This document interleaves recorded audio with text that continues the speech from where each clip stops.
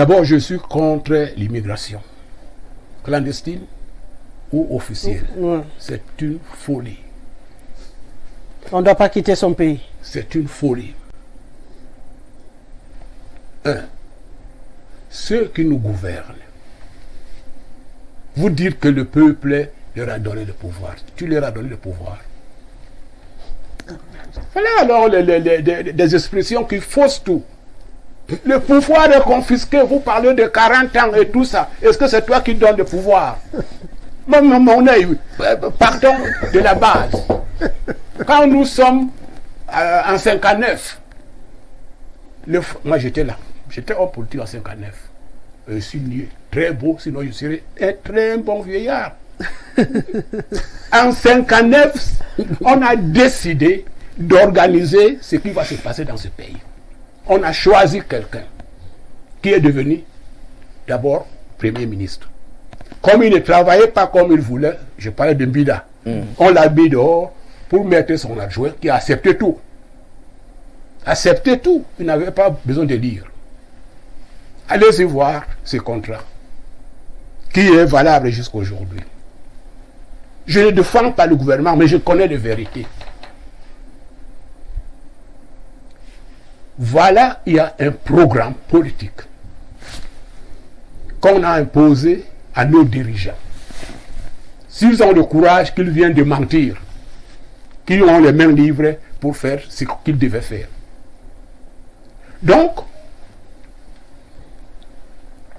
les Camerounais qui quittent leur pays pour chercher je ne sais pas quoi dehors, je suis contre. Je leur dis, vous êtes des faux. Mais regardez alors comment on les gère là-bas. Moi, je vous assure, j'étais à Genève, j'ai fait escale à Paris. À chaque entrée de boutique, on me demandait mes papiers. On les arrête comme on chasse les chiens. Moi, j'ai vécu qu'on me contrôlait 20 fois par jour parce que je suis dehors. Là-bas, ils ont dit, rentrez chez vous. Mais qu'est-ce qu'ils en font? La politique finit par donner un résultat. J'ai suivi Obama, qui parlait en Afrique du Sud, quand la France avait gagné la coupe. Il a dit que ceux qui ont fait gagner la coupe ne ressemblaient pas à tous les Gaulois. On sélectionne les meilleurs, n'est-ce pas? On fait une politique qui deviennent citoyens français. Ces jeunes Africains qui gagnent, s'ils étaient chez nous, l'Afrique gagnerait. Vous avez parlé de 10 000 docteurs qui ne peuvent pas revenir. Moi, je pouvais aussi rester en Suisse. J'ai mis longtemps, j'avais le droit de prendre la nationalité suisse. J'ai dit, moi, je suis rentré. Qu'ils aient le courage de rentrer, qu'on ouvre les portes. Pour chômer au Cameroun. Qu'ils rentrent chez eux. Pour le gouvernement. Si le gouvernement doit être là pour plaire à l'opinion internationale, aux bailleurs de fonds et tout, ce ne sont pas les gouvernements de notre peuple. C'est pourquoi je dis il y en a des Camerounais français. Toi, tu crois parler à ton frère? J'ai suivi un jugement là, quelqu'un qui a détourné, et c'est l'ambassadeur de France qui est venu le défendre, que c'est son compatriote. Donc il mange le bâton de manioc avec nous. Thierry Atangana. Ah, voilà. Donc écoutez, le problème que nous avons chez nous, c'est le manque de nationalisme. Au moins, il faut rejoindre sur ce coup. Et vous voyez, la décision en 5 années consistait à détruire le nationalisme au Cameroun. Si vous me donnez le temps, je vais vous citer 3 exemples.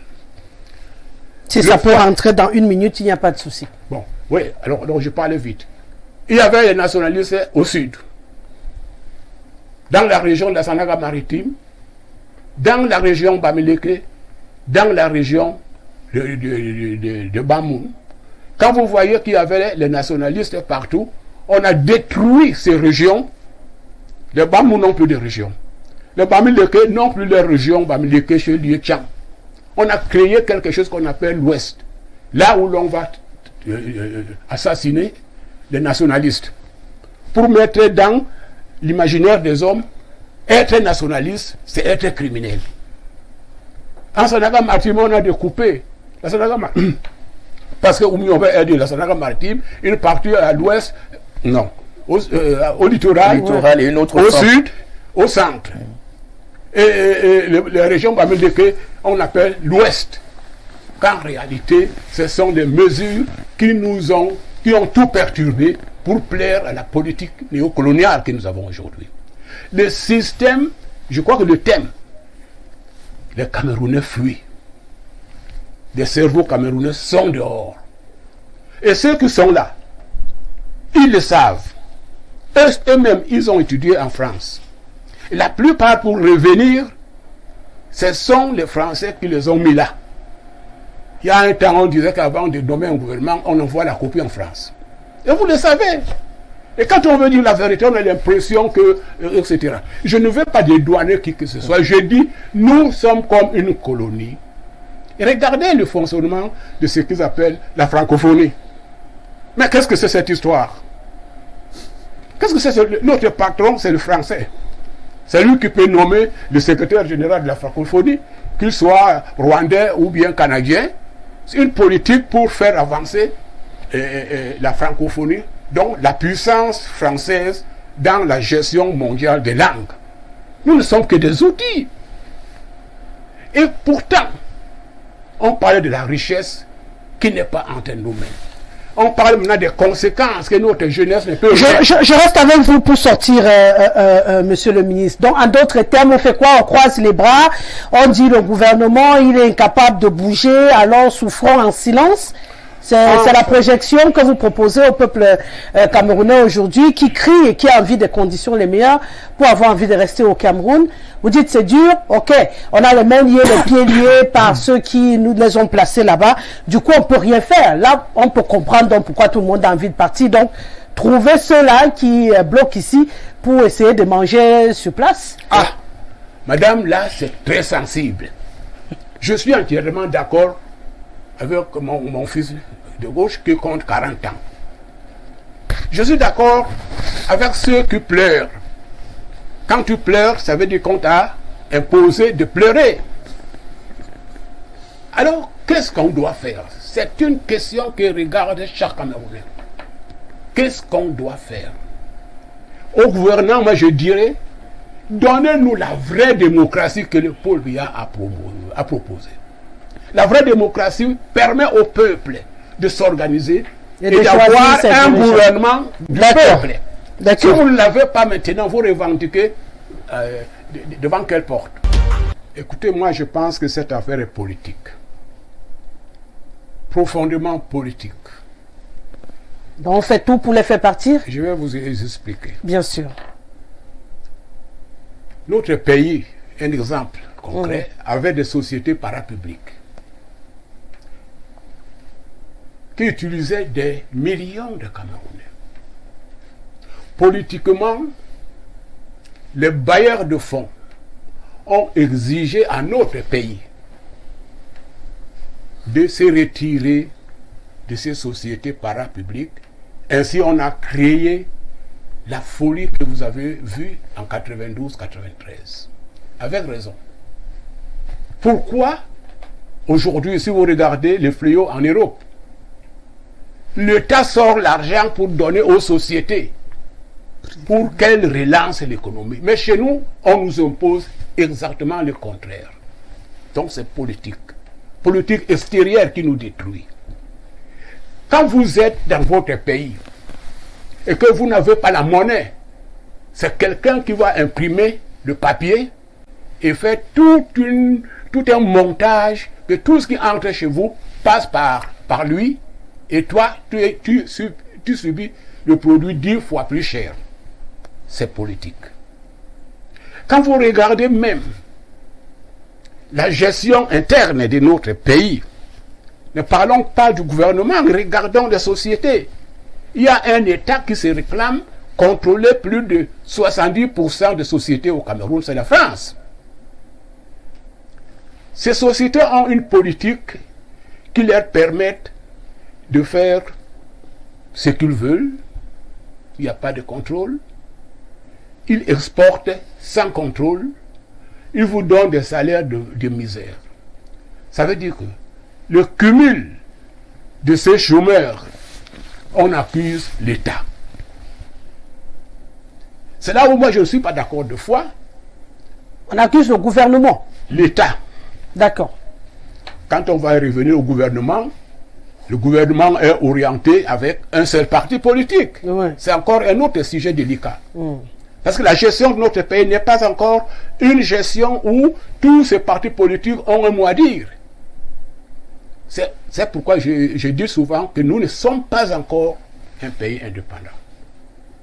Si vous voulez que je parle un peu de politique en continuant, quand on nous apporte la démocratie, le chef de l'État a juré qu'il veut être l'homme qui a apporté la démocratie.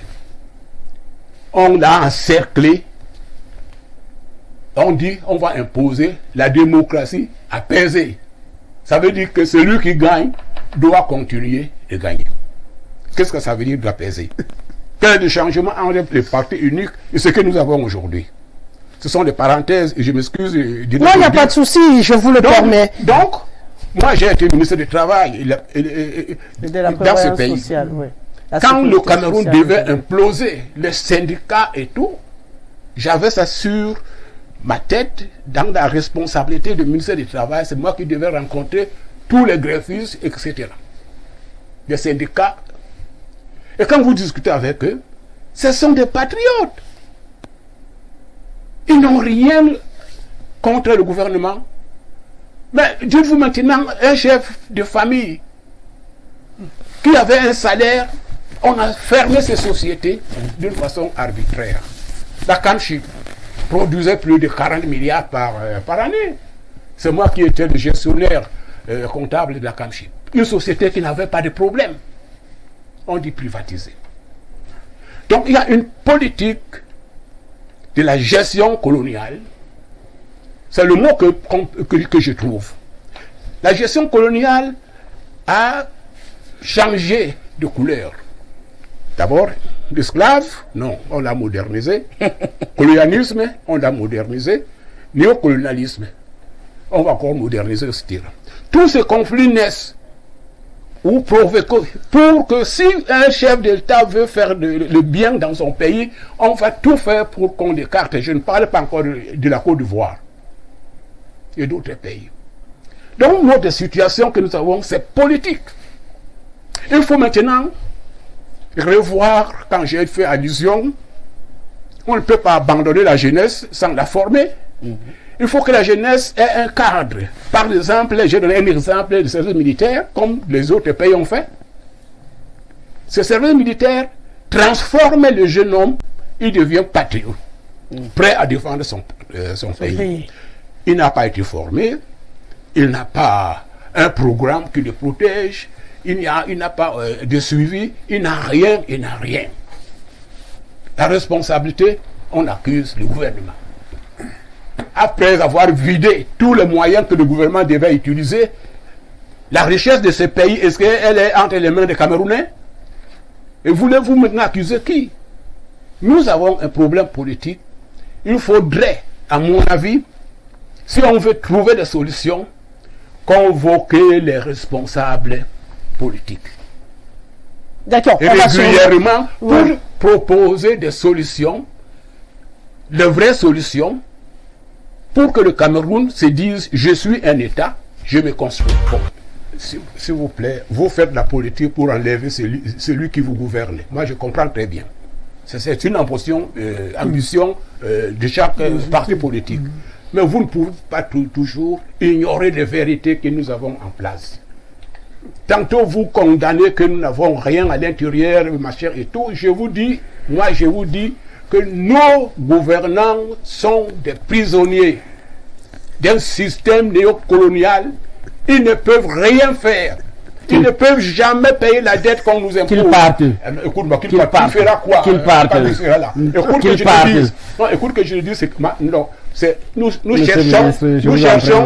cherchons les solutions. La solution, c'est sensibiliser les Camerounais que nous devons reconquérir notre indépendance avec les gouvernants. que ceux qui nous gouvernent écoutent le peuple, écoutent les cris, la misère du peuple. Ceci permettra alors aux jeunes, s'ils savent que nous sommes en train de faire un travail qui profiterait à tout le monde, la jeunesse va rester sur place. Et vous demandez qu'on puisse entendre les cris des jeunes. Si on prend la lecture qui a été faite, le nombre de jeunes aujourd'hui qui sont en chômage avec les diplômes dans les poches et la situation actuelle que nous vivons au Cameroun, vous avez l'impression que depuis qu'ils crient, ils se font entendre? Écoute, à force de crier, ils ne peuvent même plus parler. Ils sont sûrs qu'on ne les écoute pas. Oui.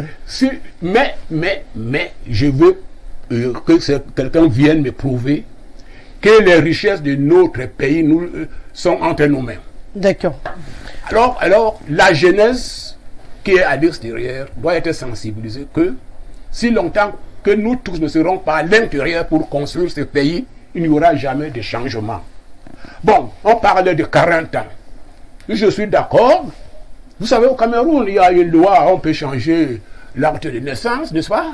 Un jugement supplétif, ils deviennent donc des jeunes. Là, ne parlez pas des années, nous parlons de la politique, d'un système qui nous a bloqués sur place.